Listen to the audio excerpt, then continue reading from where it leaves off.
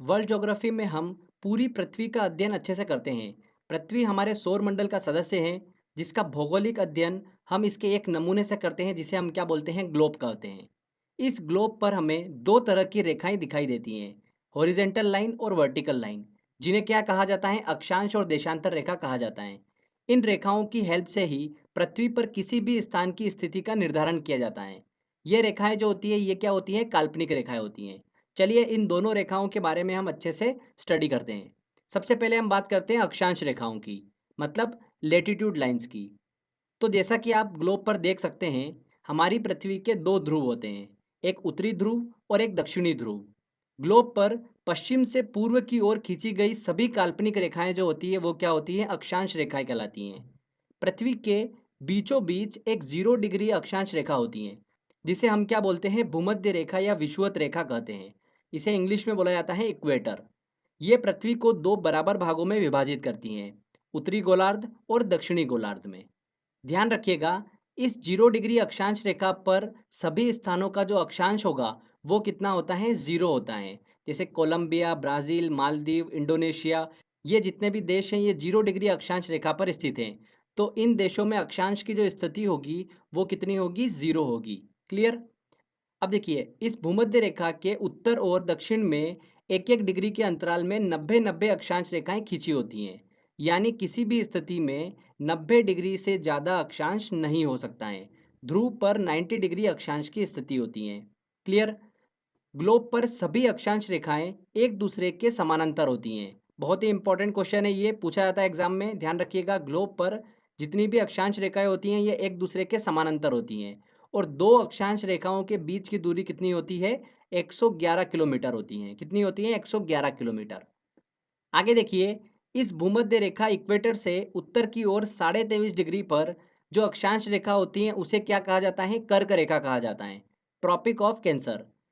21 जून को इस कर्क रेखा के सूर्य जो होता है, वो एकदम ऊपर होता है, मतलब लंबवत होता है। इस कारण से इस उत्तरी गोलार्ध में 21 जून जो होता है, ये सबसे बड़ा दिन होता है। बहुत ही इंपॉर्टेंट है, ऐसा एग्जाम में क्वेश्चन बनता है कि उत्तरी गोलार्ध में सबसे बड़ा दिन कौन सा होता है और दक्षिणी गोलार्ध में सबसे बड़ा दिन कौन सा होता है। ठीक है, तो ये दोनों चीज़ें हमको दिमाग में रखना है। तो उत्तरी गोलार्ध में सबसे बड़ा दिन कौन सा होता है, 21 जून का होता है। क्यों? क्योंकि सूर्य जो होता है, वो कर्क रेखा के एकदम ऊपर होता है। अब देखिए, इस जो इक्वेटर है, इससे दक्षिण की ओर 23.5 डिग्री पर एक अक्षांश रेखा होती है, जिसे क्या बोला जाता है, मकर रेखा बोला जाता है, ट्रॉपिक ऑफ कैप्रिकॉर्न। 22 दिसंबर को सूर्य जो होता है, मकर रेखा के एकदम ऊपर होता है, लंबवत होता है। इस कारण से यह दिन जो होता है, दक्षिणी गोलार्ध का सबसे बड़ा दिन होता है। तो बहुत ही इंपॉर्टेंट पॉइंट है ये, ध्यान रखिए। एक रेखा गुजर रही है तो किसी से दो रेखाएं गुजर रही हैं, पर अफ्रीका एकमात्र ऐसा महाद्वीप है जहां से ये तीनों रेखाएं जो होती है, वो गुजरती है। क्लियर? तो बहुत ही इंपॉर्टेंट पॉइंट है। चलिए आगे अब हम बात करते हैं देशांतर रेखाओं के बारे में। तो उत्तरी ध्रुव और दक्षिणी ध्रुव को मिलाने वाली जितनी भी काल्पनिक रेखाएं हैं, ये सभी रेखाएं क्या कहलाती हैं, देशांतर रेखा कहलाती हैं। ध्रुवों से भूमध्य रेखा की ओर जाने पर देशांतर रेखाओं के बीच की दूरी बढ़ती जाती है, और भूमध्य रेखा से ध्रुवों की ओर आने पर देशांतर रेखाओं के बीच की दूरी घटती जाती है। ठीक है, इसलिए अक्षांश रेखाओं की तरह देशांतर रेखाएं जो होती है, वो समानांतर नहीं होती हैं। अक्षांश रेखाएं जो होती हैं, वो एक दूसरे के समानांतर होती हैं। देशांतर रेखाएं जो होती हैं, वो एक दूसरे की समानांतर नहीं होती हैं। ये पॉइंट ध्यान रखिएगा। दो देशांतर रेखाओं के बीच सबसे अधिक दूरी जो होगी, वो कहाँ पर होती है, भूमध्य रेखा पर होती है, इक्वेटर पे होती हैं। कितनी होती हैं, 111.3 किलोमीटर होती हैं। अब देखिए, सभी देशांतर रेखाओं की लंबाई बराबर होती है, इसलिए इनकी गणना करना डिफिकल्ट होता है। इसीलिए ग्रीनविच वेधशाला से निकलने वाली देशांतर रेखाओं को बेस माना गया है, मतलब 0 डिग्री देशांतर रेखा कहा गया है। इस 0 डिग्री देशांतर रेखा को क्या कहा जाता है, प्रधान यामोत्तर रेखा, या फिर प्रधान मध्याह्न रेखा, या ग्रीनविच रेखा के नाम से जाना जाता है। तो ध्यान रखिएगा, 0 डिग्री देशांतर रेखाओं के नाम आपको पता होना चाहिए, प्रधान यामोत्तर रेखा, प्रधान मध्याह्न रेखा, या फिर ग्रीनविच रेखा। ओके। इस 0 डिग्री देशांतर रेखा से पूर्व की ओर और पश्चिम की ओर हर एक एक डिग्री के अंतराल में 180 देशांतर रेखाएं खींची होती हैं। तो कुल मिलाकर 360 देशांतर रेखाएं ग्लोब पर हमको दिखाई देती हैं। अब देखिए, 180 डिग्री जो पूर्व और 180 डिग्री पश्चिम देशांतर रेखाएं, ये एक ही हैं, तो इसको लेकर आप कंफ्यूज मत होइएगा। ठीक है, तो कुल मिलाकर 360 देशांतर रेखा हमको ग्लोब पर दिखाई देती हैं। जैसा कि आप देख सकते हैं, 0 डिग्री देशांतर रेखा जो है, और 180 डिग्री देशांतर रेखा जो है ये एक दूसरे के विपरीत होती है। अब देखिए ये 0 डिग्री देशांतर रेखा जो है ये कर्क रेखा को अल्जीरिया में प्रतिच्छेद करती है। ठीक है, भूमध्य रेखा को गिनी की खाड़ी मतलब अटलांटिक महासागर में प्रतिच्छेद करती है और मकर रेखा को नामीबिया के पश्चिम में स्थित अटलांटिक महासागर में प्रतिच्छेद करती हैं। तो ये बहुत ही इंपॉर्टेंट है कि जो 0 डिग्री देशांतर रेखा है मतलब ग्रीनविच लाइन है, ये तीनों जो मेन लाइन आ रही है कर्क रेखा, भूमध्य रेखा और मकर रेखा को किस स्थान पर प्रतिच्छेद कर रही है। तो वहाँ की जो भौगोलिक स्थिति है वो हमको पता होना चाहिए। एग्जाम में वहाँ से क्वेश्चन बन जाता है।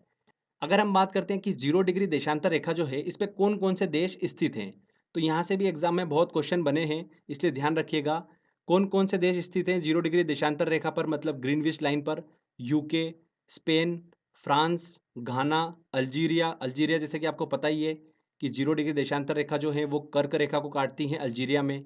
अंटार्कटिका, ये जो मैंने आपको नाम बताए हैं ये 0 डिग्री देशांतर रेखा पर स्थित देश हैं। इनको आपको बिल्कुल दिमाग में रखना है क्योंकि यहाँ से क्वेश्चन काफ़ी बनते हैं। तो ये हमने देशांतर रेखाओं के बारे में अच्छे से स्टडी करी। चलिए फ्रेंड्स आगे देखिए, अब हम बात करते हैं अंतर्राष्ट्रीय तिथि रेखा और समय रेखा के बारे में। तो देखिए फ्रेंड्स 0 डिग्री देशांतर रेखा का उपयोग जो होता है वो समय निर्धारण में किया जाता है। इसीलिए 0 डिग्री देशांतर रेखा को अंतर्राष्ट्रीय समय रेखा कहते हैं। इसकी हेल्प से दुनिया में समय का निर्धारण किया जाता है। 180 डिग्री देशांतर रेखा का उपयोग जो होता है वो दिनांक निर्धारण में मतलब तिथि निर्धारण में किया जाता है। इसीलिए 180 डिग्री देशांतर रेखा को अंतर्राष्ट्रीय तिथि रेखा कहा जाता है। बहुत ही इंपॉर्टेंट पॉइंट है ये। एग्जाम में आपसे डायरेक्टली क्वेश्चन पूछते हैं कि निम्न में से कौन सी अंतर्राष्ट्रीय तिथि रेखा है और निम्न में से कौन सी अंतर्राष्ट्रीय समय रेखा है। तो आप बता सकते हैं कि 0 डिग्री देशांतर रेखा जो होती है वो अंतर्राष्ट्रीय समय रेखा है। 180 डिग्री देशांतर रेखा जो है वो अंतर्राष्ट्रीय तिथि रेखा है। क्लियर? चलिए एक एक करके इनको समझते हैं कि किस तरीके से समय निर्धारण होता है और किस तरीके से तिथि का निर्धारण किया जाता है। यहाँ से भी देखिए न्यूमेरिकल थोड़े से क्वेश्चन बन जाते हैं, उनको हम अच्छे से समझेंगे। तो अंतर्राष्ट्रीय समय रेखा की बात करेंगे मतलब 0 डिग्री देशांतर रेखा की बात करेंगे। 0 डिग्री देशांतर रेखा का समय जो होता है वो यूनिवर्सल टाइम कहलाता है मतलब ग्रीनविच टाइम कहलाता है। ठीक है, वही मेन टाइम है, उसको बेस मानकर सभी जगह का टाइम जो होता है वो डिसाइड किया जाता है।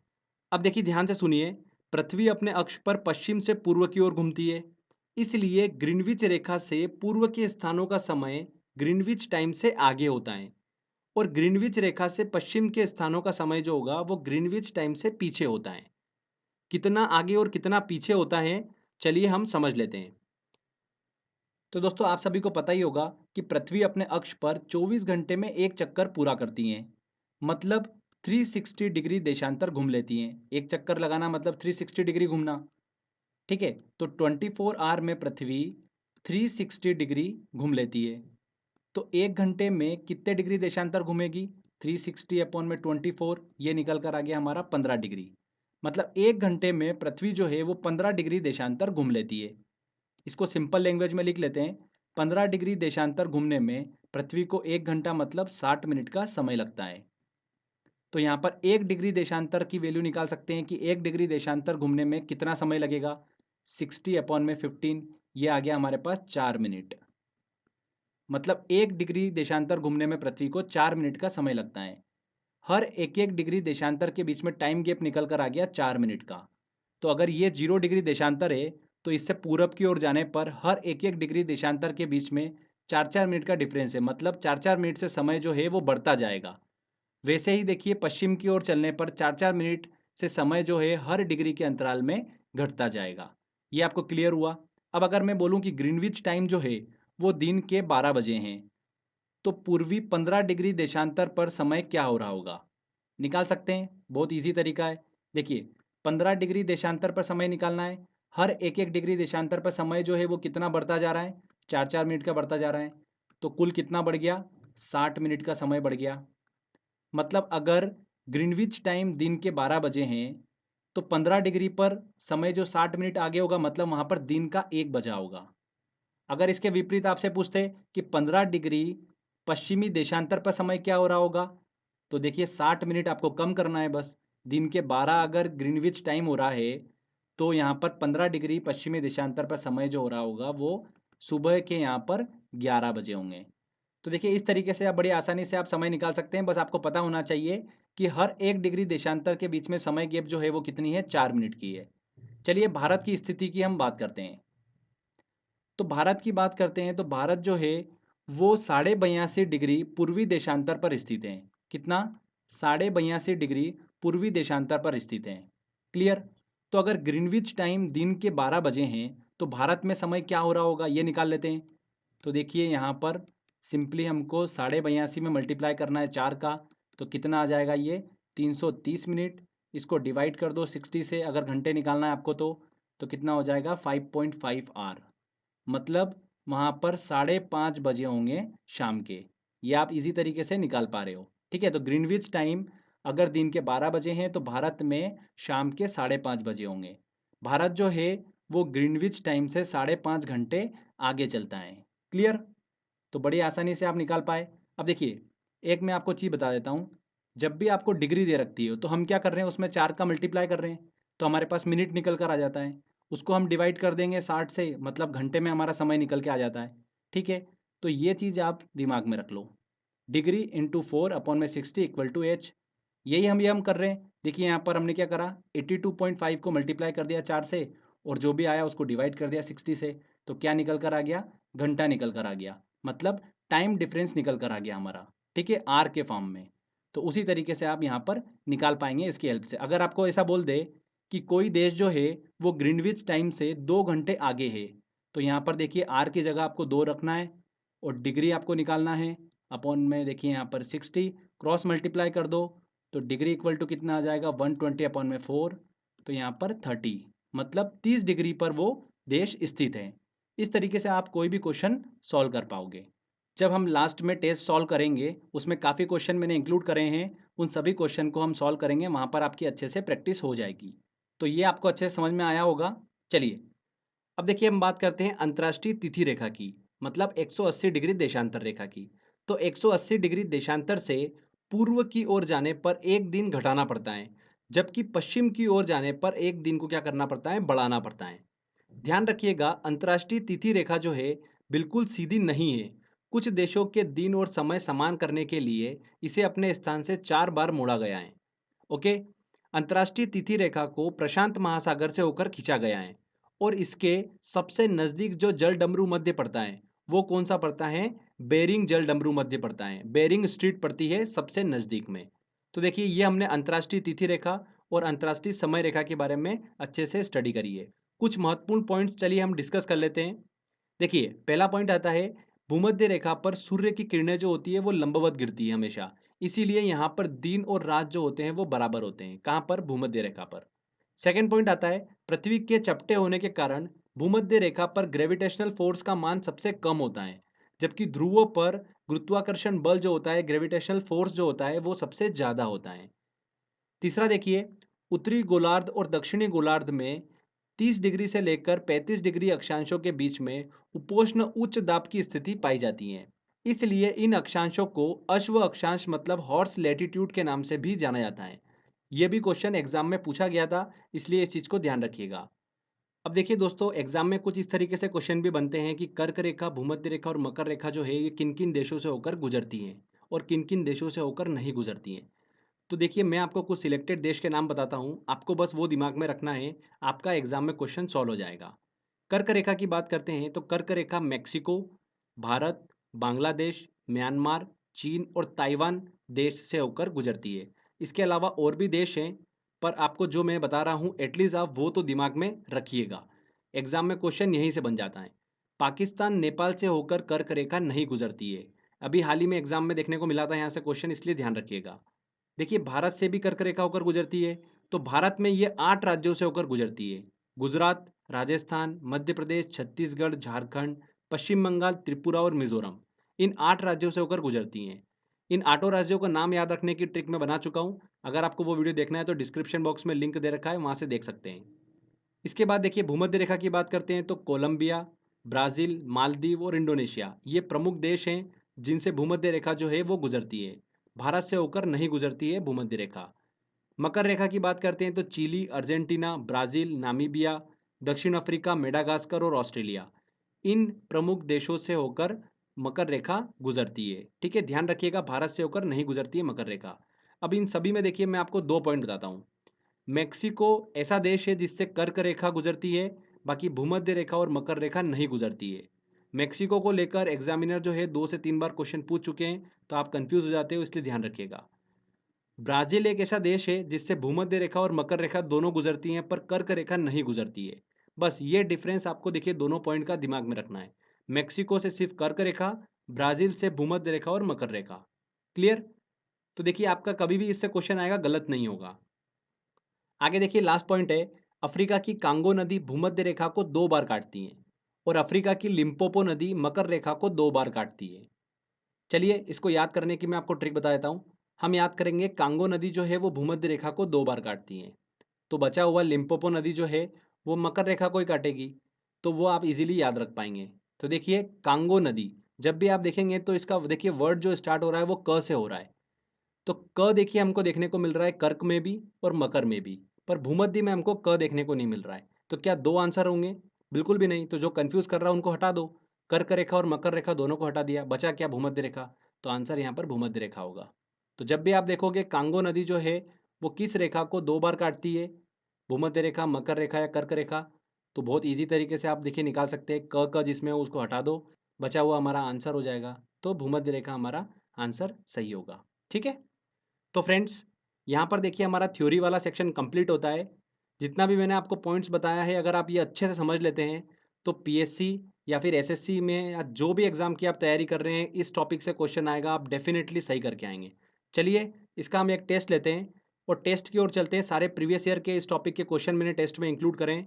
अगर आप वो सारे क्वेश्चन अच्छे से सॉल्व कर लेते हो, मतलब आपका ये टॉपिक बिल्कुल अच्छे से पक्का हो गया है। चलिए टेस्ट की ओर चलते हैं। देखिए दोस्तों, पहला क्वेश्चन है, देशांतर रेखाओं की संख्या कितनी है? देशांतर रेखाओं की कुल संख्या कितनी है? 360। विषुवत रेखा के समानांतर कल्पित रेखाएं क्या कहलाती हैं? भूमध्य रेखा के समानांतर खींची गई रेखा क्या कहलाती हैं? अक्षांश रेखाएं कहलाती हैं। यहाँ पर ए आंसर सही होगा। पृथ्वी के उत्तरी ध्रुव व दक्षिणी ध्रुव को मिलाने वाली रेखा क्या कहलाती हैं? क्या कहलाती हैं? देशांतर रेखाएं कहलाती हैं। B answer. चलिए नेक्स्ट क्वेश्चन लेते हैं। प्रधान मध्याह्न रेखा किस स्थान से होकर गुजरती है? तो प्रधान यामोत्तर रेखा जो है वो ग्रीनविच वेधशाला से होकर गुजरती है, इसीलिए उसे ग्रीनविच लाइन भी बोला जाता है। ग्रीनविच रेखा से तात्पर्य है, ग्रीनविच रेखा से तात्पर्य है 0 डिग्री देशांतर रेखा। पृथ्वी 1 घंटे में कितना देशांतर घूम लेती है? पृथ्वी जो है वो 1 घंटे में कितना देशांतर घूम लेती है? 15 डिग्री देशांतर घूम लेती है। मैंने आपको बताया था, अगर नहीं भी पता है तो आप निकाल सकते हो, बहुत ईजी तरीका है। चलिए अगला क्वेश्चन लेते हैं। दक्षिणी ध्रुव का अक्षांश है, दक्षिणी ध्रुव का अक्षांश क्या है? 90 डिग्री। कर्क रेखा कहाँ से नहीं गुजरती है? कर्क रेखा जो है म्यांमार, नेपाल, बांग्लादेश, चीन, चीन से होकर गुजरती हैं, बांग्लादेश से गुजरती हैं, म्यांमार से गुजरती हैं, नेपाल से नहीं गुजरती है। नेपाल और पाकिस्तान से कर्क रेखा नहीं गुजरती है। ये देखिए बहुत इंपॉर्टेंट क्वेश्चन है, अभी हाल ही में एग्जाम में क्वेश्चन पूछा गया था। यहाँ पर दिन तथा रात एक समान होते हैं। कहाँ पर होते हैं? भूमध्य रेखा, विषुवत रेखा पर दिन व रात एक समान होते हैं, क्योंकि यहाँ पर सूर्य जो होता है वो हमेशा लंबवत होता है भूमध्य रेखा के, इसीलिए यहाँ पर दिन व रात बराबर होते हैं। निम्नलिखित देशों पर विचार कीजिए। Australia, Namibia, Brazil, chilli.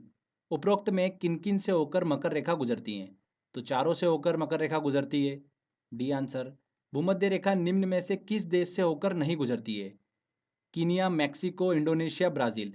देखिए मैंने आपको बताया था मैक्सिको से सिर्फ कर्क रेखा गुजरती है, भूमध्य रेखा नहीं गुजरती है, इसलिए यहाँ पर बी आंसर। निम्नलिखित में से कौन सा वृहत व्रत का उदाहरण है? तो यहाँ पर देखिए कर्क रेखा, मकर रेखा, भूमध्य रेखा। भूमध्य रेखा जो है वो वृहत व्रत का उदाहरण है। सबसे बड़ा व्रत जो होता है वो भूमध्य रेखा का होता है। तो यहाँ पर सी आंसर सही होगा। ठीक है।